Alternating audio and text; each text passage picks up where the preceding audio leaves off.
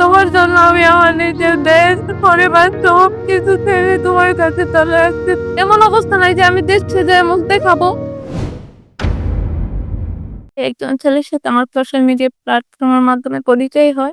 সে তখন দুবাই প্রবাসী ছিল। তার সাথে আমার পরিচয় হওয়ার পরে সে আমার ফ্রেন্ড হিসেবে কথাবার্তা চলে। প্রায় ১ বছর তার সাথে আমার সেরকমভাবে কথা চলে। তারপরে সে আমাকে অনেকবার প্রপোজ করে। প্রপোজ করার পরে আমি রাজি হই না। আমি বলি, "এটা কোনোভাবেই সম্ভব না।" আমি রাজি হই না। তখন সে অনেক কিছুই করে বা আমাকে মানে অনেক বিশ্বাস দেয় যে সে কোনো অভিনয় করতেছে না। সে সবসময় আমার সাথে লাইনে করে থাকতো। তো এভাবে করতে, করতে একটা সময় আমি দুর্বল হয়ে যাই। তখন তাকে আমি আমার লাইফ স্টোরি যে আমার কেমন আমি ছোট থেকে কেমন বড় হইছি, আমার ফ্যামিলি কেমন সবকিছু তার কাছে আমি শেয়ার করি। কোনো কিছু আমি তাকে মিথ্যা বলি না। আমার একটা অতীত ছিল সেটাও আমি তার কাছে শেয়ার করি। পরে বলে, "না এটা কোনো সমস্যা না।" মানে রিলেশন হয়ে যায় আমাদের দুজনের মধ্যে। তারপরে সে ছুটিতে যায়। ছুটিতে যাওয়ার পরে সে তার ফ্যামিলিকে জানায়। তার ফ্যামিলিকে জানায়, তার আম্মুর সাথে আমার ১ম কথা বলায় দেয়। তার আব্বুর সাথে কথা বলায় দেয়। তারা অনেক খুশি হয়। বলেন, "না অনেক ভালো মেয়েটা। আমাদের কোনো সমস্যা নাই।" কিন্তু আমি সাহস পাই না যে আমার বাসায় বলার। কারণ আমার আব্বু অনেক রাগী। পরে তার আম্মু আব্বু আমাকে সাহস দিছিল অনেক। তার আম্মু আমাকে অনেক সাহস দিছিল যে, "তুমি বাসায় বলো। তোমার আব্বু আম্মু যদি রাজি না হয় আমরা কথা বলবো। আমরা রাজি করামু।" তারপরে আমি আমার বাসায় আমার আম্মুকে জানাই। জানানোর পরে আম্মু কথা বলে, তাদের সাথে কথা বলে। তারাও কথা বলে। আম্মু বলে, "সমস্যা নাই। তোমরা ওইদিকে রেডি হয়ে চলে আসো এখানে।" তো আমাদের বাসা থেকে আমার আব্বু, আমার বোন, আমাদের ফ্যামিলির কয়েকজন মানে যাওয়ার কথা। আমরা সবকিছু তৈরি করতেছি। আর ওইদিকে তাদেরও বাসায় মানে তৈরি করতেছে যে তাদের বাসায় এখানে যাই আমাদের বিয়ে হবে। পরে হঠাৎ করে ও একদিন আমাকে ফোন দিয়ে বলে যে, "এখানে আসতে হইব না। টাকা-পয়সার একটু সমস্যা, এখানে আসতে হবে না।" বাসা থেকে আম্মু বলতেছে, "দুবাইতে চইলা যাও, যাইয়া দুবাইতেই বিয়ে কর।" পরে আর কি করি, আর কিছু কোনো উপায় নেই। তখন সে দুবাইতে আবার চইলা আসে। তখন তার মানে অসুস্থ হয়ে যায়। তখন তার সেরকম হাতে টাকা-পয়সাও ছিল না। সে অনেক কষ্ট করত। তখন আমাকে বলছিল, "আমাকে টাকা দাও।" ও যখন বলতো তখনই আমি দিয়ে দিতাম। কারণ আমি অনেক দুর্বল হয়ে গেছিলাম। ১-১.৫ মোবাইল ভাঙছে। মোবাইল কেনার জন্য আমি টাকা দিছি। ২০,০০০, ৩০,০০০, ৫০,০০০ করে দিতাম। অনেক টাকা হবে সেগুলা। আর সেটা সবাই জানতো। আমাদের ফ্যামিলিতে আমি একমাত্র মেয়ে, আমার বড় বোন বিয়ে হয়ে গেছে। আর আমি যখন থেকে বুঝতে শিখছি তখন থেকে আমার আব্বুর বিজনেস। আমার ফ্যামিলি আর্থিকভাবে সচ্ছল ছিল। ছোট থেকে বড় হয়েছি, কেউ অভাব কি কখনো দেখি নাই। আর আমি নিজেও জব করতাম। সে যে কোনো সমস্যাতে পড়তো তখন আমিও জব করতাম, আমার কাছে টাকা থাকতো। যখনই যত টাকার দরকার পড়তো আমি তাকে দিতাম। আমি সবসময় চাইতাম যেন সে খুশি থাকে, সে হাসি খুশি থাকে বা সে যেন কোনো টেনশন না করে। তারপরে সে দুবাইতে চলে আসে। দুবাইতে আসার পরে আমাকে এখানে নিয়ে আসার জন্য সে আমার জন্য ভিজিট ভিসা পাঠায় দুবাইতে আসার জন্য। তারে আমি অনেক বেশি বিশ্বাস করতাম। আর সে যে আমার ফ্যামিলির সাথে কথা বলছে সবাই তাকে অনেক বিশ্বাস করছে যে না ছেলেটা অনেক ভদ্র, অনেক ভালো। ১.৫ লাখ টাকা আমার আব্বু আমাকে দিয়ে দেয়। তারপরে সে আমাকে ভিজিট ভিসা পাঠায়। আমি দুবাই চলে আসি। দুবাই চলে আসার পরে সে সবকিছু রেডি করে রাখে। আমাদের বিয়ে হয়। বিয়েটা হয় এভাবে, তার বন্ধু-বান্ধব ছিল। আর ২ জন মাওলানা ছিল। ইসলামিক রীতি নিয়ম মতে সুন্দরভাবে আমাদের বিয়ে হয়। ৪ লাখ টাকা মহারণা দিয়ে সে আমাকে বিয়ে করে। রেজিস্ট্রেশন ছিল না। এমনিতে সম্পূর্ণ ভিডিও করা হইছে। ২ ফ্যামিলির অনুমতি নিয়ে আমাদের বিয়েটা সম্পূর্ণ হয়। বাসা বানানোর সেও সেখানে আমাকে ১ম নিয়ে যায়। আলহামদুলিল্লাহ আমরা অনেক ভালোই ছিলাম। তখন আমার জন্য সে জব খুঁজতেছে যে আমার জন্য। কারণ সে আমাকে আগের থেকে বলছিল যে, "আমার সেলারি অনেক কম টাকা। আর আমি তো এখানে দুবাই থেকে নিয়ে তোমাকে তুমি না কাজ করলে এভাবে রাখা তো সম্ভব না, আমি পারব না।" তারপরে ৩ দিন পরেই আমি কাজে চলে যাই। আমরা এভাবে কাজ করতে থাকি। তো এইভাবে আমাদের ৪-৫ মাস চলে যায়। ঘোরাফেরা করতাম। অনেক ভালো আমাদের চলতেছিল। কোনো সমস্যা, কোনো কিছু নাই। তো একসাথে কাজ করতাম। আমি কখনো ওর কাছে কোনো আবদার করি নাই যে আমাকে খরচের টাকা দাও। সবকিছু ওর কাছেই ছিল। ও নিজেই আমাকে খরচা করে দিত। যেটাই দিত সেটাই আমি করতাম। আমি কখনো কোনো আবদার করে নাই, কোনো অভিযোগ করি নাই। আমি অনেক খুশি ছিলাম যে ও আমাকে যেভাবে রাখুক আমি শুধু ওর কাছেই থাকতে চাই। আমি সব টাকা ওর হাতে উঠিয়ে দিতাম। আমি কখনো আলাদাভাবে হিসাব করতাম না যে এটা আমার। আমি এটা মনে করতাম যে ওই আমার হাসব্যান্ড। আর ওর কাছে আমার সারা জীবন যাইবো। তারপরে এইভাবে আমাদের চলতে থাকি। প্রায় ১.৫ বছর হয়ে যায়। হঠাৎ করে আমি অনেক বেশি অসুস্থ হয়ে পড়ি। চেকআপ করি। চেকআপ করে ধরা পড়ে যে আমি প্রেগন্যান্সি।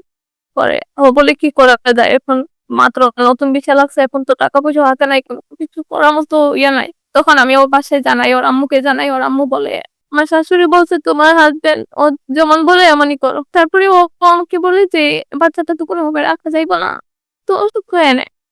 ওষুধগুলো আমি খাইতে চাই নাই। আমার অনেক কষ্ট হয়েছিল যে আমার প্রথম ভালোবাসার একটা আল্লাহ আমাকে উপহার দিছে, সেটা আমি হারাতে চাই নাই। কিন্তু সে আমাকে এমন ভাবে আমাকে এমন প্রশ্ন দিয়েছিল যে একটা নৌকায় যদি ৩ জন মানুষ থাকে তোমার সন্তানটা আগে নাকি জামাইটা আগে? তো জামাইকে বাঁচাইবে নাকি সন্তানকে বাঁচাইবে? আর যদি থাকে তুমি তো পরে বাচ্চা পাইবেই, ওইটা সমস্যা নেই, আমরা পরে দেশে যাইলে পরে বাচ্চা নিব। তারপরে আমি ওষুধ খাই, খুবই অবস্থা আর খারাপ হয়ে যায়। আমি পরে কোম্পানি থেকে 10 দিনের ছুটি নেই, পরে ভালোভাবে চলতে থাকি। আমি ওখানে পরে আমি সুস্থ হই, সুস্থ হওয়ার পরে আমি ডিউটি করতে যাই, ও যাই, একসাথে আমরা কাজে যাই আসি। তারপরে এইভাবে আমাদের চলতে থাকি ভালোভাবেই চলতেছে, কোনো সমস্যা নেই। পরে ও হঠাৎ করে একদিন আমি শুনি যে ও একটা মেয়ের সাথে দেখা করে বা কথা বলে। তখন আমি এই বিষয়টা বিশ্বাসই করি না, আমি গুরুত্বই দিইনি, মানুষকে আরো উল্টো বকা দিছি যে ও এমন না। কিন্তু আমি খেয়াল করি, আমি ফলো করা শুরু করি তখন থেকে যে আসলে সেটা সত্যি কিনা, বা তখন থেকে আমি তাকে কিছু ফলো করি বা খবর টবর নেই যে সেটা সত্য কিনা। খবর নেওয়ার পর আমি প্রমাণটা পেলাম যে না, সেটাই সত্য। সে দেখা করে একটা মেয়ের সাথে বা কথাবার্তা বলে আমার আড়ালে। তখন আমি দাঁড়ানো থেকে পইরা যাই, মানে যে মানুষকে আমি এত বিশ্বাস করি এই মানুষটা এমন, এটা মানে কোনোভাবে করতে পারতেছে না। তখন আমি অনেক কষ্ট পাই, অনেক কষ্ট পাওয়ার পরে সে যেভাবে হোক সে আমাকে বুঝায় যে এটা এমন, এটা সত্য না, বা ওর সাথে আমার কোনো প্রেমের কোনো রিলেশন, কোনো সম্পর্ক নাই, ও আমার বন্ধুর গার্লফ্রেন্ড, ভুলে গেছি, আমি মাফ করে দিছি, আমি জানি যে ও এমন করবে না। তারপর অনেক সুন্দরভাবে চলতে থাকে, ও আমাকে অনেক গুরুত্ব দেয়। মানে একজন স্ত্রী একজন স্বামীর কাছ থেকে যতটুকু আশা করে মানুষকে তেমনটাই করতো। তারপরে আমি একদিন ডিউটি থেকে যাই, ডিউটি থেকে যাওয়ার পরে সে আমাকে বলে তোমার সাথে আমার একটা কথা আছে, একটা কথা বলি, তুমি কষ্ট পায় না? সে আমাকে বলে যে আমি দেশে যাইতেছি, আমার শরীর অনেক বেশি খারাপ, 2 মাসের জন্য আমি ছুটিতে যাইতেছি, যাই আবার চলে আসছি চিকিৎসা করে। আমি বলছি সমস্যা নাই, কিন্তু আমি কেমন একটা স্তব্ধ হয়ে গেছিলাম। আমাকে একা রেখে সে দেশে যাবে, যে আমি কি করবো কি না কিছু বুঝতেছিলাম না, আমার পুরো শরীরটা কেমন হয়ে গেছিল। পরে একসাথে ভাত খাইছে, গুইসা ভাত, তো আমাকে খাওয়াই দিতেছে আর বলতেছে এবার আমি যেতে যাই অনেক স্ট্রং হয়ে আসবো, আমি তোমাকে আর কোনোদিন কষ্ট দিব না, আমি তোমাকে তো অনেক কষ্ট দিই, তুমি তো আমার অনেক খেয়াল রাখো, এবার বাসা থেকে আসার পরে আমি অনেক খেয়াল রাখো তোমার। আর তারপরে সে দেশে চলে যায়, পরের দিনেই দেশে চলে যায়। সে দুবাই এয়ারপোর্টে থাকে, তখন পর্যন্ত আমাকে একটু পর পর ফোন দেয়, জিজ্ঞেস করে কি করতেছো, কান্নাকাটি করো না, কষ্ট পায় না। পরে যখন সে এয়ারপোর্ট পৌঁছে যায়, বাংলাদেশ এয়ারপোর্ট পৌঁছে যায়, যখন সে বাসায় যায় এয়ারপোর্ট থেকে, আমি এত ফোন দিই, কেউ আমার ফোন ধরে না। আমার কাছে ফোন দেয়, আম্মু আমার ফোন ধরে না, তার কাছে ফোন দিয়ে ফোন ধরে না। এরপরের দিন আমি অনেক কান্নাকাটি করতেছি, অনেক কিছু করতেছি, যে ফোন ধরেই না, কোনোভাবেই ফোন ধরে না। পরে এইভাবে তার আম্মু ফোন ধরে, এবার জিজ্ঞেস করি, তখন আমাকে বলে যে ও তোমার সাথে আর সংসার করবে না, ও আর যাইবো না দুবাইতে। পরে ওর সাথে আমি কথা বলি জিজ্ঞেস করি যে আমি কি দোষ করছি, আমি কি কোনো ভুল করছি, আমি যদি কোনো ভুল করে থাকি তুমি আমাকে বলো, আমি যদি কোনো ভুল করে থাকি কেন আমার সাথে সংসার করতে চাও না? ও বলে দেখ, আমি বলতে পারি নাই তোকে আমার ভালো লাগে না, তোকে আমার পছন্দ হয় নাই, তুই দেখতে খাটো, আমার লম্বা সুন্দর মেয়ে পছন্দ, আমি তোকে নিয়ে সংসার করতে পারবো না। আমি বলতে যদি ভালো লাগে নাই তুমি আমাকে আগে বলতো, তুমি আমাকে বিয়ে কেন করছিলা? যেদিন আমি আসছিলাম সেদিন আমাকে পাঠায় দিতে। তারপরে বলছে আমি তো কিছু বুঝি না, আমি তোকে আমার ভালো লাগে নাই, তোকে নিয়ে চলা আমার সম্ভব না, আমি সমাজে তোকে নিয়ে চলতে পারবো না। পরে সে আমাকে বলে যে আমার বিয়ে ঠিক হয়ে গেছে, আর তুই আমাকে আর ফোন টোন দিস না, আর তোর সাথে আমার কোনো যোগাযোগ, কোনো সম্পর্ক রাখতে চাই না। তারপরে আমি অনেক কিছুই করি যে তুমি আমাকে বিয়ে করছো, এত বছর আমাদের 6 বছর টুটে চলতেছে, 6 বছরের সম্পর্ক। পরে ও আমার সাথে পুরোপুরি যোগাযোগ বন্ধ করে দেয়। তারপরে যেদিন সে বিয়ের আগের দিন, শোনেন, বিয়ের আগের দিন আমি তার এলাকা মেম্বারের সাথে কথা বলি, তাদের ওইখানে একটা গ্রুপ আছে, সেই গ্রুপে আমি বিষয়গুলো বলি যে সে আমাকে বিয়ে করছে, আমাকে দেখেছি, অন্য একটা বিয়ে কেমনে করতে পারে। আমি ওই মেয়ের ফ্যামিলিতেও আমি যোগাযোগ করি, ওই মেয়ের ফ্যামিলিতেও আমি খবরটা পাঠাই যে ও বিয়ে করছে, ওর বউ আছে এখানে। ও পরের দিনে পরে বিয়ে করে নেয়। আমি একজন ইসলাম ধর্মের মেয়ে, সেও ইসলাম ধর্মের, আর সে আমার সাথে ইসলামিক ভাবে, ইসলামিক নীতি নিয়মে সে আমাকে বিয়ে করে, আর এখন সে আমার সাথে প্রতারণা করছে, এটা আমি বিচার চাই। আমি তাকে কিন্তু অনেক ভালোবাসতাম, আমি তাকে অনেক বিশ্বাস করতাম। টাকা বললে টাকা পয়সা দিকে তাকাই, টাকা পয়সার দিক থেকে এই মানুষটা আমার কাছে অনেক মূল্যবান ছিল। তো এমন অবস্থা নাই যে আমি দেশে যেয়ে মুখ দেখাবো, কারণ সবাই জানতো, আমার পুরো ফ্যামিলি সবার সাথে সবসময় কথা বলতো, সবাই জানতো যে বিয়ে হয়েছে। আমি যখন বাসায় যাবো যে কেমনে মুখ দেখবো, আমার সেরকম অবস্থা নাই। মানুষ কোনো কিছু বলুক, আমার মা আমাকে কেন কখনো সহ্য করতে পারো না। আমি ছোট থেকে বড় হয়েছি, আমার আম্মু অপর মনে কষ্ট দিয়ে কখনো কোনো কাজ করি নাই, কখনো কষ্ট দিই নাই।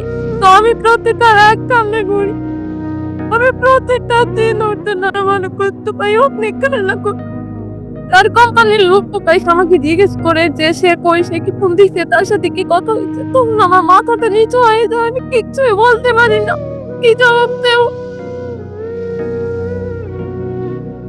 তো সবার সাথে যোগাযোগ বন্ধ করে দিয়েছে। আমি তোমার দিকে একটা কথা বলতে চাই, তোমাকে তোমার নিজে বুঝে একটাবার আল্লাহর কথা মনে করে মসজিদের দিকে তাকাই, একটাবার ভেবে দেখো আমি তোমার জন্য শেষ 6 বছর ধরে তোমার জন্য আমি কি করি নাই। আমি সব সময় চাইতাম যেন তোমার ফ্যামিলি সবাই খুশি থাকুক।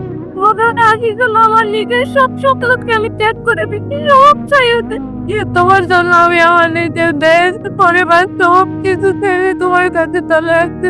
আমি নিজে প্রবাসের মধ্যে প্রবাসের কাজ কত কষ্টে প্রবাসের মধ্যে কাজ করে আমি তোমার সংসারটাকে চালাতেছি। কখনো তোমার যে দিতে দিইনি, কখনো একটা কষ্ট পাইতে দিইনি। আমি বিকেল তো কিছু করতাম, কেন বলে বিকেল এগুলো